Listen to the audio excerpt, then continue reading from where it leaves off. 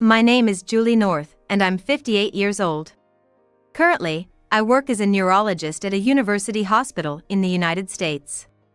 Right now, I'm taking a longer vacation to accompany my daughter, Mia, on her short-term study abroad. It's been years since I last visited. I stopped by the university hospital where I used to work, which holds many nostalgic yet painful memories for me. I had coffee at the hospital's cafe terrace, where I used to take breaks when I worked there. 18 years have passed, and while the view outside has changed slightly, the clear, blue sky remains the same, reminding me of those words suddenly uttered by my ex-husband. Choosing a child born from a young parent over one from an older parent due to the excellence of the younger generation.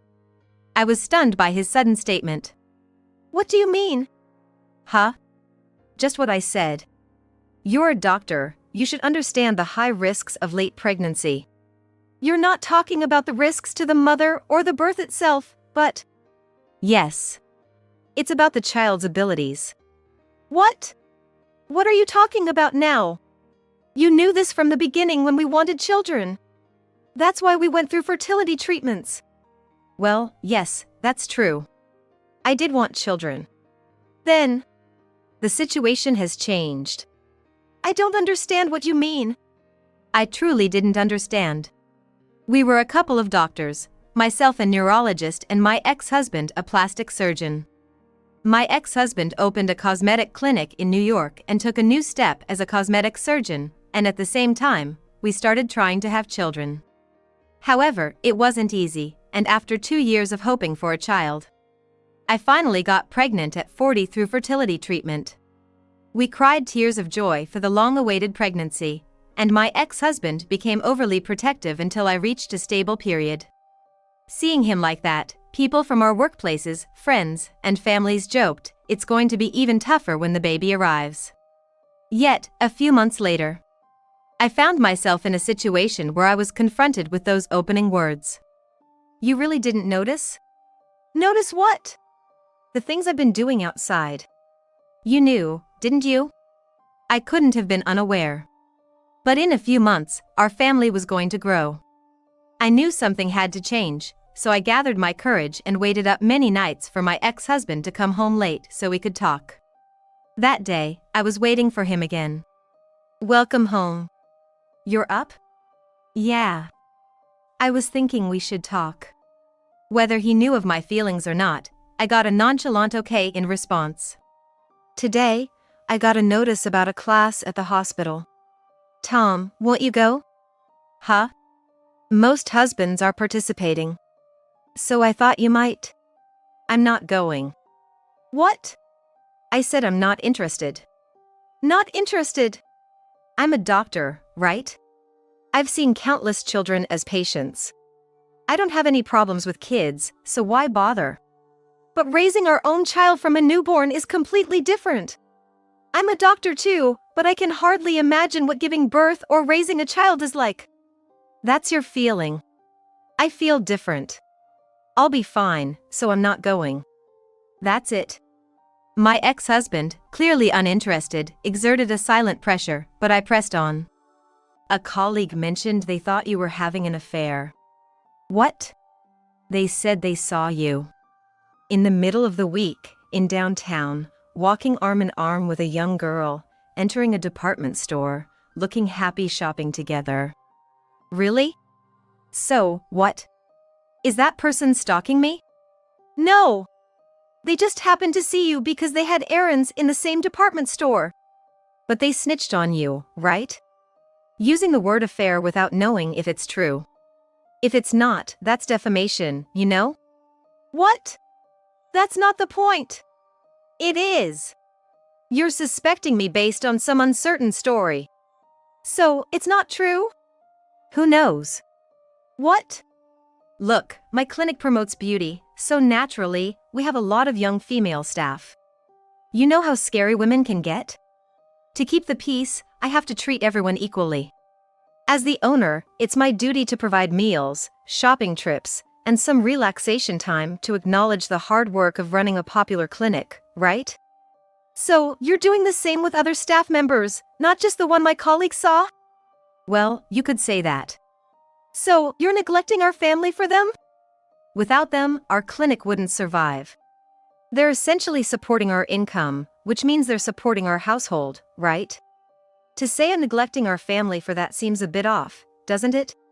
My ex-husband said this with a smirk, making the most appalling statements seem reasonable. What does he mean by relaxation time? Is sneaking into a hotel considered relaxation?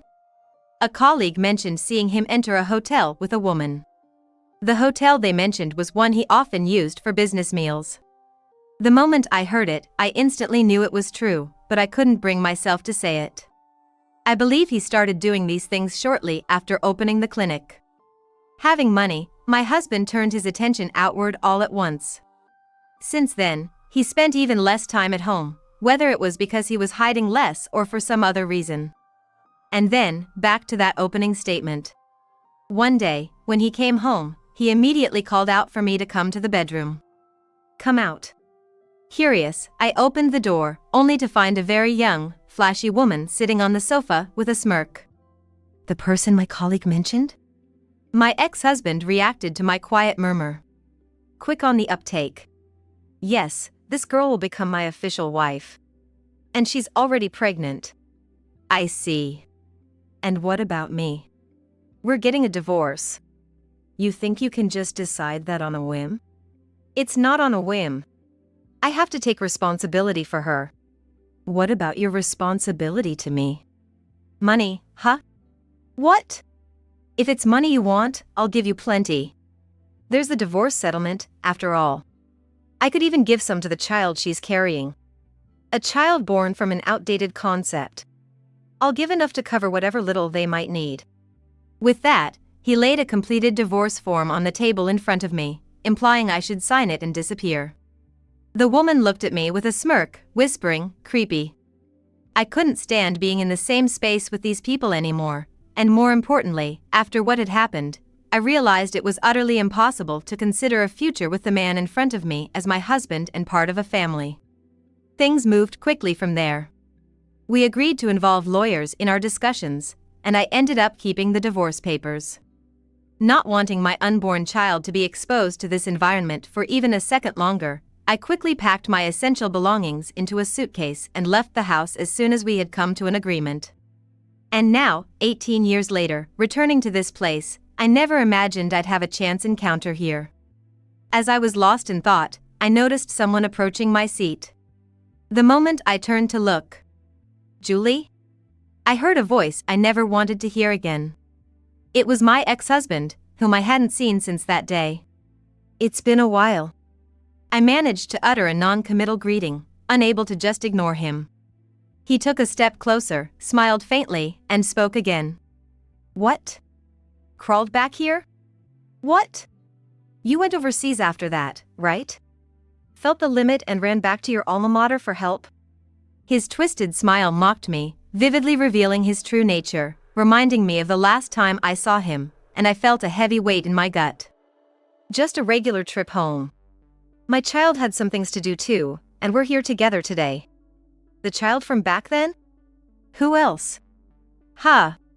Together, you say? What business? Does the kid have something? A sickness? What? I was speechless at his audacity. The words about choosing a superior child over one born from an older pregnancy, my ex-husband's words from that time, came flooding back, causing my chest to ache anew. As I struggled for words, I heard footsteps from behind. Mom? Mia. And who might you be? Mia must have seen a stranger seemingly berating me as I sat hunched over in my chair. With utmost caution towards my ex-husband, Mia checked on the man. When my ex-husband caught sight of Mia, he looked at me quizzically. I couldn't help but smirk at him as I said, "This is Mia North, my daughter and, biologically, your daughter as well." My words left my ex-husband with his eyes popping out in shock. It wasn't surprising. Even just by looks, Mia was tall and possessed a radiant beauty. Plus, if he's been around here, he might have heard the rumors about her. He carefully chose his words before asking again. Mia North, as in the one doing a stint in the surgical research lab? Spot on. Mia North, who got a temporary placement in the surgical research lab for her study abroad. I couldn't help but laugh at my stunned ex-husband. The child he had discarded was now an outstanding medical student after 18 years. Moreover, he had assumed that a child from an older pregnancy would not be excellent, perhaps even born with disadvantages. He could never have imagined that such a child would become a beautiful medical student. Surprising, isn't it? To think that the woman you left because of her late pregnancy and your talk of superiority and inferiority has, well, you know? That's... And Mia, she skipped grades. She's in her second year of med school at 18, already graduated from college. What? I couldn't help but smile at his genuinely puzzled reaction. Oh? Not familiar with the education system? Shut up. I thought you would surely know. I apologized with a light-hearted sorry as he bit his lip in frustration. He was a man of pride. Even during our marriage, he couldn't hide his displeasure at the slightest word from me, and that attitude hasn't changed even as he approaches 60, making me sigh softly. This girl, she graduated high school at 15 and finished college at 17. Despite being raised by a single parent, she really did her best. She's not just beautiful on the outside, but she's also an incredible person inside. That was truly how I felt. Mia was my pride and joy. Yet, the man in front of me couldn't resist throwing a bitter and unwarranted accusation. I bet you used your influence as a doctor to get her in there. What? You're a professor or something over there, right? With that kind of power, you could make anything happen, whether it's high school, college, or med school. Don't underestimate me. What? I said, don't lump me in with you. What? That's you, isn't it? Shoehorned into the bottom tier of some fancy high school, and barely making it into a college, let alone a medical or dental school. Your parents had to throw money around just to get you into a low-ranking private medical school in the countryside. How do you know that? Over there, I met someone who went to middle and high school with you. I heard all about it. Caught off guard by this boomerang, my ex-husband seemed to be frantically searching for who could have spilled the beans, asking like a child. I ignored him, finding his desperation annoying, and took a sip of my coffee. The familiar taste brought a moment of calm to my frayed nerves. One of the hospitals affiliated with the university wanted me to start working at the university hospital right away, but I was pregnant, remember? So, they suggested I teach some university classes while working part-time at the clinic. It just so happened they knew about me. Of course, I didn't know this person at all, and when I asked why they knew me, it turned out they had researched my background upon hearing a neurologist was coming over, and that's how they learned about my marriage and spouse. I heard a lot, you know? Like how you bullied others just because you were a bit wealthy, or how you threw money around to play with girls. My husband's family owned land in the countryside, making them quite wealthy locally with power and money to spare. And as an only child, he was spoiled rotten, fitting the stereotype of a bully perfectly. Who told you that? Get lost. It doesn't matter who. You're famous for it, aren't you? Among your classmates and friends. So anyone could have told me the same story, right? I continued speaking, silencing him as if to stop any further objections. That person told me you were used. What? At first, I was like, what? Wondering what they were talking about. But after hearing them out, it made sense. You, coming from the countryside, and me, having lived in New York all my life. We met at a new workplace, and I knew nothing about you. My ignorance of your past was convenient for you, wasn't it? Yeah, so what? Once it's out, it's out. Right, we were both new at the workplace, and I had just come from the countryside with no one I knew.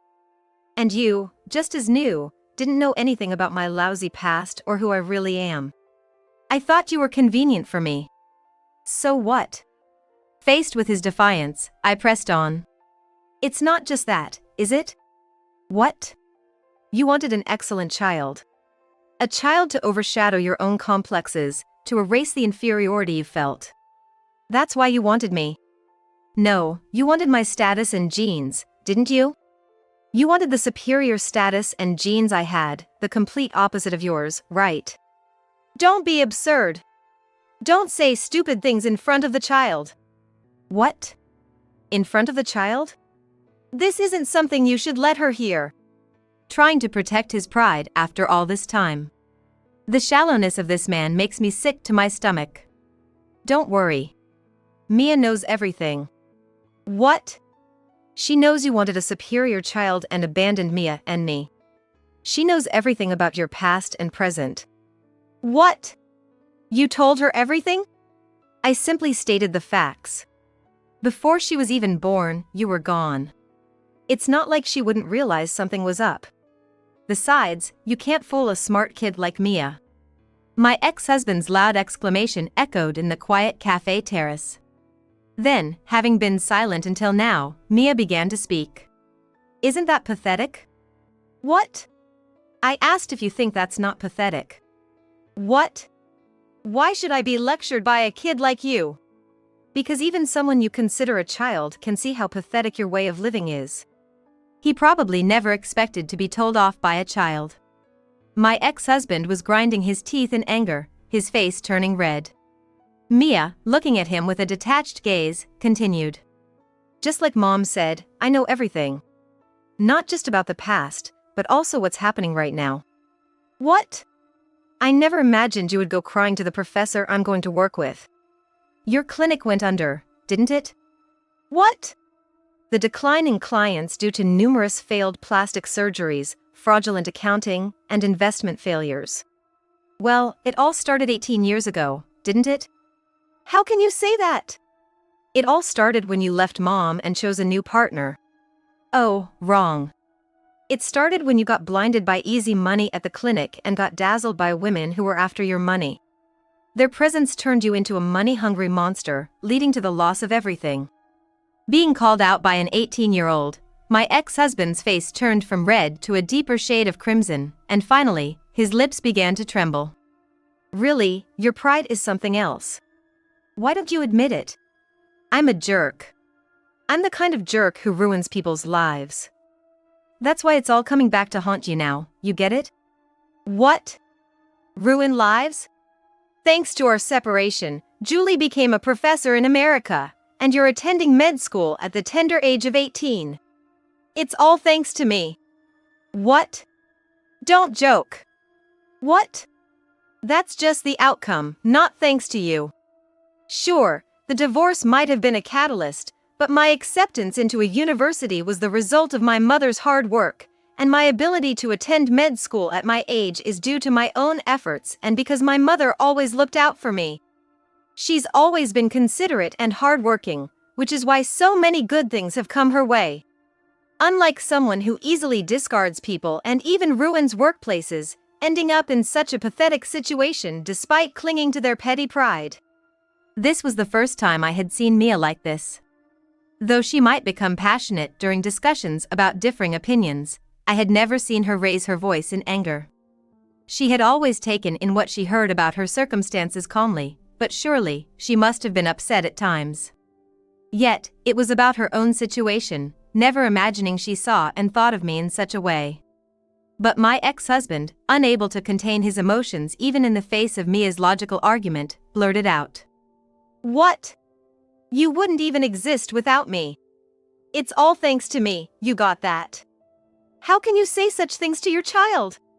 It's okay, Mom. I don't mind. I'm indeed grateful for being born, but, to be precise, my gratitude is more towards my grandparents who supported you all these years. What? He hadn't expected the conversation to turn towards his parents. He froze, as if hit by a sudden realization. After you left, my in-laws actually kept in touch and cared for Mia.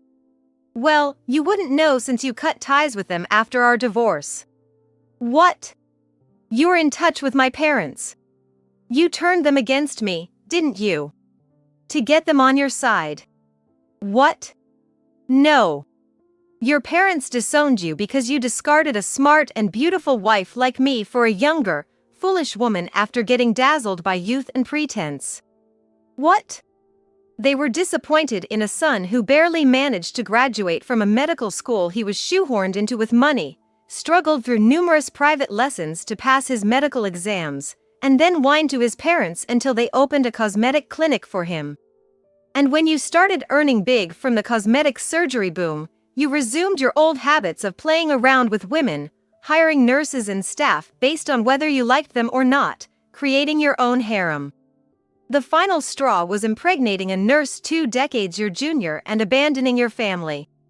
And for those women, you even ruined the clinic your parents built for you. What more could your grandparents possibly do to help? Mia's rapid-fire recounting of his sordid past left my ex-husband stammering incoherently. Watching him struggle, Mia looked on with disdain, suddenly becoming calm or perhaps overwhelmed by the absurdity of the situation. My ex-husband made an unbelievable request. "Then you help me." "What?" "You heard in the lab, didn't you? After losing the clinic, I've been struggling to find work. I suppose it must be tough, having to beg at the former workplace of your ex-wife. Right? Everyone's cold. So, if you, a promising and highly respected daughter of Julie, said you wanted to help your father after an unfortunate separation, they'd surely lend a hand, moved by the story." Hearing such delusional talk, Mia and I exchanged looks and sighed. Pathetic. What? To beg a child you abandoned and haven't thought of until now. It's disgraceful, pathetic, and just wow. Shut up. What do you know about me? I don't understand, I don't want to understand, and I never plan to understand. A doctor who can't empathize with others and only thinks of himself, causing medical accidents? I don't want to understand someone like that. And crying to Mia? That's ridiculous. Don't you have a brilliant child of your own? You should ask them for help. My child! It's impossible! They barely made it into a mid-tier private women's college. Oh. More money? What? So, you solved it with money again? What? I paid, so there's no problem. My ex-husband, reminded of his past, heatedly retorted, his face turning red again. Originally, such matters shouldn't be resolved with money. Trying to solve people's futures with money is just wrong. I think there are things money can't solve. What? Do you know one of your medical accidents involving a relative of my professor? What? It was the child of Professor Yagaki's niece. They had surgery at your clinic and ended up with facial muscle abnormalities. Wait, that case I couldn't solve with money. Seems like you've been running from the issue by closing your clinic. But you know, medical professionals are connected somehow, somewhere. I even ended up connected to one of your associates in America. Imagine domestically. Whether my words were registering or not, my ex-husband began to sweat profusely, his face pale, his eyes unable to settle. It's okay. What? It's going to turn out just like you imagine. Huh? Are you too scared to even speak? You caused this, no need to be scared now. If it benefits you, you don't care about others' bodies, right? Just try to keep that dark spirit of yours even behind bars. Wait. I really am. Your time is probably coming soon. You've been too busy securing your job to notice you're being pursued. You're joking, right? This kind of malicious story isn't a joke. You don't need to look for work anymore. You won't be able to work anyway. It's a lie. If you think it's a lie, then keep thinking that until it happens. For now, enjoy your precious family time. Having said what I wanted to say, I touched Mia's arm, signaling it was time to leave. Mia, touching my hand with her other hand, gave me a gentle, small smile. After that, Mia returned home after completing her 2-month medical study abroad. It was awesome. The food is delicious, and the people are kind. The teachers and seniors are all so polite, and the discussions are fascinating. Seriously, I might consider moving overseas in the future. That's great, glad you went. I'll have to make sure to pass on my thanks to the professors. While saying this, Mia grimaced at the sweetness juice she was drinking for the first time in a while. By the way, he got caught, huh? Yes, he did. While Mia was abroad, my ex-husband had been arrested. It seems the news and talk shows were abuzz with the fact that his failed cosmetic clinic was involved in multiple medical accidents implicating medical professionals. Mia must have had more than her fill of hearing and seeing this news during her studies. But this unexpected byproduct of her trip was a part of being 18. Until now, she had been too mature, trying too hard. Certainly, utilizing one's abilities is crucial, but after over 30 years as a doctor, I keenly feel that medical practice must be accompanied by humanity. Medical acts are meant to help people's lives, and at the heart of it all are the people themselves. Mia will undoubtedly grow significantly as a person in the future. As a parent and a senior in the medical profession, I intend to silently support her from behind and, at times, walk alongside her. My secret support activity. It's going to be a lifelong endeavor.